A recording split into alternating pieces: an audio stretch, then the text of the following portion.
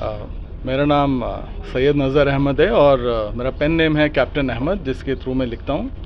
और ये जो बुक है ये 4 नाटकों का कलेक्शन है, जिसमें से उसका मुख्य नाटक है 10 पैसे का पोस्ट कार्ड। ये कहानी एक ऐसे आर्मी जवान की है जो बॉर्डर पर है और उसकी माँ गांव में अकेली है और उसकी वाइफ उसके स्टेशन में अकेली है। तो ये नाटक की विधा है जिसमें 3 अंकों में इसका बयान हुआ है और हर एक इनकम्प्लीट एक मोनोलॉग है, but in the end all the 3 are connected with the post cards.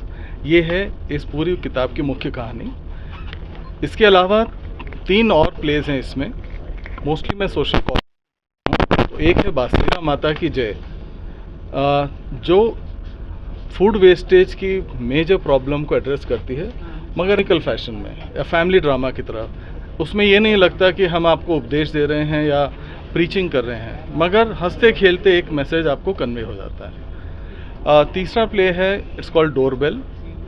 ज़्यादातर मानसिकता लोगों की ये है कि एक हाउसवाइफ, एक होम मेकर घर में क्या करती है, बेकार बैठी। हाँ, लोगों को ऐसा ही लगता है कि वो सुबह हस्बैंड ऑफिस चला गया, बच्चे स्कूल चले गए, तुमने क्या किया, 2 घंटे खाना बनाया, बाकी 6 घंटे 7 घंटे। मगर 2 दिन उनको घर पे अकेला छोड़ दो तो पता पड़ेगा सिर्फ फ़ोन की घंटी और दरवाजे की डोरबेल आपको कितना बिजी रखती है। आपको अपने लिए काम करने का समय ही नहीं मिलता। और इसी फ़ोन की घंटी और डोरबेल्स के बीच में एक कहानी पनपती है, जिसको मैंने डोरबेल में साझा किया हुआ है। और मेरा चौथा प्ले जो मैंने लिखा है, विच इज़ कौन सा था, fourth play is on Alzheimer awareness. It is about, बहुत ज़्यादा हिंदुस्तान में इसकी अवेयरनेस नहीं है कि बहुत सारे बुज़ुर्ग लोगों को याददाश्त की प्रॉब्लम होती है, जिसको अल्जाइमर बोलते हैं। हमें लगता है अरे डैडी क्या भूल गए, अरे ये क्यों भूल जाते हैं इतना, मगर ये बहुत बड़ी मेंटल इलनेस है जिसको हम एड्रेस ही नहीं करते हैं। तो अल्जाइमर अवेयरनेस के ऊपर एक प्ले लिखा है इसका नाम है संध्या तुम कहाँ हो, जिसमें वो अपनी बेटी को ढूंढ रहा है। तो नाम से ऐसा लगता होगा कि बेटी खो गई है, मगर असल बात यह है कि पिता खो गए हैं और उन्हें पता नहीं कि वो खो गए हैं। और इसको भी उपदेशात्मक नहीं रखा गया है, इसको भी ऐसा बताया गया है कि there is a humour, there is a drama. और इसमें बेगिंग रैकेट को भी इंक्लूड किया है कि कैसे बेगिंग रैकेट ऐसे बुज़ुर्ग लोगों का एडवांटेज उठाते हैं। तो ये 4 नाटक हैं 4 कॉजेज़ पे। मैं ज़्यादातर हिंदी में लिखता हूँ, इंग्लिश में भी थोड़ा बहुत लिखता हूँ, बट हिंदी के प्रति मैं काफ़ी कुछ करना चाहता हूँ। नाटक के क्षेत्र में मैं बहुत कुछ करना चाहता हूँ, थिएटर को प्रिजर्व करना चाहता हूँ, थिएटर को और बढ़ाना चाहता हूँ आगे, जैसा कि विनय सर कर रहे हैं। तो इनसे थोड़ा बहुत सर के आशीर्वाद से I hope I will be able to do a better job. फ़िलहाल ये बुक हिंदी में लिखी हुई है। मुझे ऑलरेडी किसी मेडिकल एसोसिएशन चेन्नई से कॉल आया था कि क्या आप इसे इंग्लिश में कर सकते हैं। तो honestly this is too soon, but हो सकता है कि ये बाकी लैंग्वेजेस में भी इसका मैं रूपांतरण करूँ।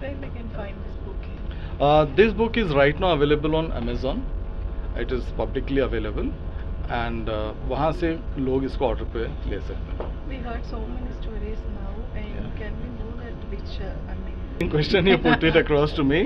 As my dad was telling कि हम लोग A4 stations में थे and my brother never stayed with us because he was studying in सैनिक school, so he is in a boarding from class 5 I think. तो जो मेरा पहला ख़त शायद मैंने लिखा था अपने भाई को लिखा था, और मेरे को तब भी याद है कि डैडी बोलते थे इंग्लिश में लिखो, और मुझे हिंदी लैंग्वेज की इतनी फक्त थी कि मैं रोमन हिंदी में लिखता था कि डैडी तहरीर तो इंग्लिश में ही है, बट भावनाएं सारी हिंदी में थी। तो मैंने आई स्टिल राइट लेटर्स, हाँ, लेकिन उसकी फ्रीक्वेंसी बहुत कम हो गई है। ये व्हाट्सएप और ईमेल्स ने उसकी जगह इतनी ज़्यादा ले ली है कि अब मौका नहीं मिलता कि ख़त लें और डालें, और ये भी पता नहीं चलता कि पहुंचेगा या नहीं पहुंचेगा। मगर जब से मैंने 10 पैसे का पोस्ट कार्ड लिखा है, मैं शायद जिस भी पोस्टमैन को सड़क पे भी मिलता हूँ, मैं उनको रोक करके उनको थैंक यू बोलता हूँ कि आप लोगों की वजह से हमारी सियाचिन ग्लेशियर में जो स्टे थी वो इतनी कन्वीनियंट हुई है, क्योंकि कहीं ना कहीं आप लोग हैं जो हम लोगों को अपनी फैमिली के करीब रखते थे। सर, बॉर्डर नाम से एक वो जो मतलब लेटर आते ही पढ़ना और खुश होना, बहुत ज़्यादा आप समझ नहीं सकते कि अगर मेरा ख़त आता है मुझे तो खुशी होती है, लेकिन मेरे साथ में लोगों को बहुत ज़्यादा खुशी होती है कि तेरा ख़त तो आया, एक दुख भी होता है कि मेरा नहीं आया, बट मेरे ख़त के ज़रिए सब लोग अपने अपने घर को जीते हैं। अगर उसमें कुछ पर्सनल बात नहीं है तो मोस्ट ऑफ द टाइम हम ख़त पढ़ के अपने साथियों को भी सुनाते हैं, ताकि हम सब उस चीज़ का आनंद ले सकें और अपने आप को फेमिलियर कर सकें कि क्या हो रहा है नीचे। एंड एक ख़त एक्चुअली पूरे जितने लोग पोस्ट पे होते हैं सब में एक उत्साह का संचरण कर देता है। तो it really means a lot. So border में बहुत भाई किया हुआ है और इमोशनली लोगों को इतना रिचार्ज किया है। So that's hats off to that song. ये जब पहली बार जब ये प्रपोज़ल आया था कैप्टन साहब की तरफ से, तो बहुत एक्साइटेड था मैं, क्योंकि it took me back in time जब हम लेटर लिखते थे। पर्टिकुलरली मैं लेटर्स बहुत ज़्यादा हमारी दादी के लिए लिखता था, जो उधर मध्य प्रदेश के एक छोटे से गांव पीपला नारायणवाड़ छिंदवाड़ा डिस्ट्रिक्ट की हैं वो। तो वहाँ पे वो उनकी फैमिली थी, उनके भाई वगैरह रहते थे। बहुत छोटा था मैं, तो वो मुझसे ख़त लिखाती थी और वो साइन करती थी, लास्ट में उनका नाम था सुभद्रा बाई। तो ख़त का लिखने की प्रैक्टिस शुरू से उन्हीं के यहाँ से हुई। लेकिन स्कूल में जैसे हम बोलते हैं कि पहले एड्रेस, फिर बॉडी और फिर फिनिशिंग साइन वगैरह, सो दैट वो लेसन मुझे I learn from my grandmother first, कि पहले नमस्ते कैसे लोगों को लिखना, प्रणाम करना, फिर उनके बारे में पूछना कि कैसे हैं, फिर अपने बारे में बताना, फिर बोलना कि आप लोग मुझे याद करना, मुझे लेटर लिखना, और फिर अंत में लिखना कि फिर मैं जवाब का इंतज़ार करूँगी, प्रतीक्षा करूँगी। फिर वो साइन करती थी, फिर लेटर पढ़ा के।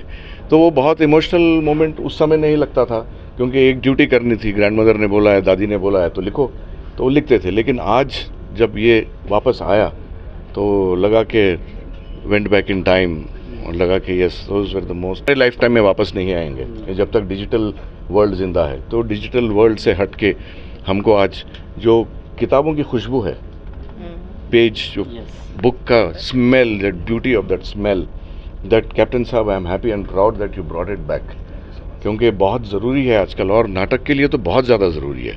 स्टोरीज पब्लिश होती हैं, नॉवेल्स पब्लिश होते हैं, लेकिन नाटक में थ्रू नाटक ऐसी चीज़ को लेके आना, इट इज़ वेरी गुड कि आज की जनरेशन को 2 generations बैक कनेक्ट करता है। So this is a very happy and proud moment for me कि something that I was thinking of has come in the रूप of a book. Thank you so much. यहाँ पे आपकी डाकिए को बोलती है कि मेरे बेटे के लिए तुम लिखो, क्योंकि वो नहीं जानती है। तो मुझे अभी आप अपनी दादी की बात कर रहे हैं, तो ये इसमें अक्षरशः एक तरह से लिखा हुआ है इसमें कि लिखो, ए मन्ना का तुम हमको भूल गए। फिर कहती ना ना ना, ये ना लिखो, पता जाने किस साल में हुई। एंड पूरा ख़त लिखवाती है और लास्ट में फिर लिखती है तो हार माई। एंड सर आपने तो याद दिला दिया कि आपने ज़िंदगी के किस्से हैं जो कोशिश की गई है कि इसमें पेश की जाए। Thank you sir. क्या है, बस वो करते रहना है, जर्नी है ये, तो बोलना कुछ नहीं है, बोलना ये है कि करते रहो, ज़रूर लिखते रहो, नाटक करते रहो, बस आज का कर दिया सब। ये जनरेशन को डीजनरेशन ले गया। डीजनरेशन जो बोलते हैं ना हम, जैसे मस्कुलर डिस्ट्रोफी होती है, नर्व की बॉडी की बीमारी होती है, तो ये सोसाइटी की नर्व और सोसाइटी की मसल को डिजिटल वर्ल्ड ने ख़त्म कर दिया है। तो ये डिजिटल डिस्ट्रोफी हो गई है लोगों को, तो उनका दिमाग ख़राब हो गया है और दिमाग काम ही नहीं करता है। थैंक यू भी नहीं बोल सकते, वो TY लिखते हैं या TQ लिखते हैं, तो लिखना तो दूर, वो टाइप में TQ करना चाहते हैं। नहीं दिखता, नहीं, कुछ नहीं दिखता, सिर्फ मैसेज भेजते हैं हाय। अब ये हाय क्या है, तो ये हाय हाय मची हुई है सारी दुनिया में, डिजिटल हाय हाय हो गई है। Want to tell any message to the young? No, let them fight their own battles. उनको अपनी जिंदगी जीने, own battles, that's all. Nobody will come and Executive Director BNI Hyderabad, and right now I'm here at the launch of this amazing book, which is not actually a book but an accumulation of 4 different dramas. And it's very interesting ki if you are an art student, if you are from art college, if you love art, this is one thing that you should definitely pick up. This is something that you can replicate. आप वो book पढ़ के, the way it is written, you can build characters and narrate and do the drama wherever you are. So if you are a little creative as a person, I think this is one book you should definitely pick up, so that you can, relive the moments. And every single drama has a cause. Every single drama has a very strong message that they are passing. So I highly recommend people कि अगर आप college students हो in the art and media field, this is one book you should definitely pick up, read and narrate it, and actually do the entire drama, and I'm sure Captain will also help you. If in case you're looking for any help, these are the two people that you should reach out to, and they're definitely going to help you put this entire book into reality. So business में promote करने के लिए आपको करना पड़ेगा। वो मैं exactly I have been one person. तो मैं पहला खत जो कभी लाइफ में लिखा था was to my brother, he was in Bangalore. और मैं ऐसे देखती थी कि मेरे पापा और उनके पापा, दैट मीन्स टू ब्रदर्स, ये लोग एक दूसरे को बहुत खत लिखते थे। तो हम क्या करते थे, उसी पोस्ट कार्ड जो जाता, जो खत दोनों पेरेंट्स के बीच में जाता था, उसी में हम हमारा पेपर डाल देते थे और हम ऊपर लिखते थे कॉन्फिडेंशियल, और अंदर कुछ नहीं होता था, मिक्की माउस ड्रॉ करके हेलो हाय बोलते थे। But my brother still has that letter. उसने मुझे लास्ट राखी पे वो दिखाया कि that was almost 1997 that I had written a letter and he still has it.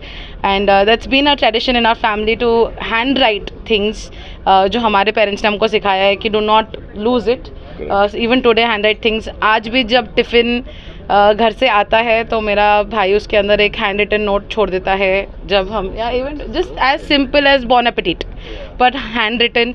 जब मैं सुबह ऑफिस के लिए जल्दी निकलती हूँ and my family still sleeping, we have postcards पूरे घर पे, पोस्ट इट्स, और फ्रिज के ऊपर हर जगह हम चिपका के जाते हैं कि I am living home, you know I have had my breakfast and things like that. It's just there, we write a lot, but definitely post cards लिखना छोड़ दिया है, शायद वो वापस शुरू कर देंगे।